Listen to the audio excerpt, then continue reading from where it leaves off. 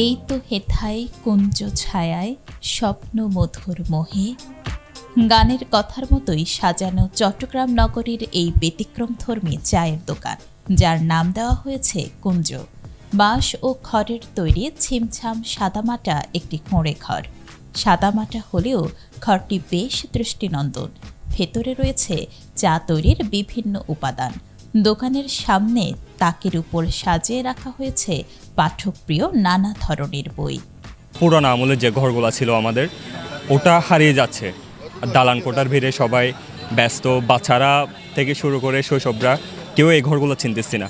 তো আমরা কুঞ্জ নামের সাথে আমাদের কনসেপ্টটা মিলাই আমাদের দোকানের সাথে নামটা দিচ্ছি কুঞ্জ আর কি। ইভেন কি অনেক মুরব্বীরা আসে এখানে, ওদের মন্তব্য থাকে এমন যে মানে ওদের তখনকার চট্টগ্রামের একটা ট্রেডিশন শব্দ আছে বসখানা বলে, মানে ওই রান্নাঘরটা আর কি। তো ওরা বলে যে আমরা রান্নাঘরে এসে চা খাচ্ছি এমন মনে হচ্ছে আমাদের।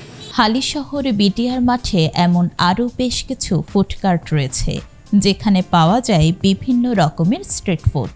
ফুচকা, ভেলপুরি, পেঁয়াজ ও বেগুনি, ঝালপুরি, হালিম, বার্গার কিংবা লাচ্ছি সহ আরও নানান আইটেম, যা স্ট্রিট ফুড প্রেমীদের সবার আগে পছন্দ।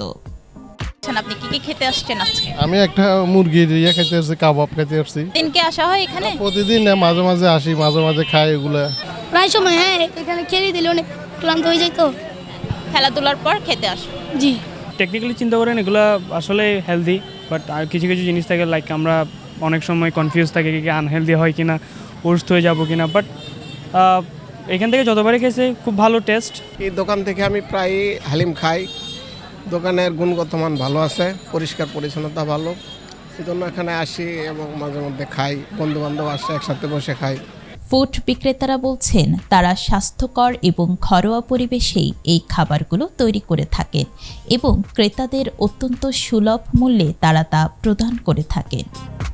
আমার দোকানে চিকেন স্যান্ডউইচ আছে, চিকেন বার্গার আছে, লেগ পিস আছে, পটেটো আছে, আরও অনেক আইটেম মিলে এই আইটেমগুলো আমার বাসার মধ্যে তৈরি করি। এটা আমার বড় ভাই আছে একজন, ইনি বানাই দিলে এখানে আমরা বিক্রি করি। কাস্টমার চাহিদা বেশি আছে এখানে, মাঠের সবার থেকে চাহিদা বেশি আমার। এটা আমাদের বাসায় আমরা নিজেরাই তৈরি করি। তো আমাদের এখানে গরুর পায়া পাওয়া যায়, গরু হালিম, তারপর চিকেন হালিম, তারপরে বিফ হালিম, তারপরে বট হালিম পাওয়া যায়। এটা আমরা অনেক দিন ধরে নিজেরা তৈরি করছি, নিজেরা বাসার থেকে।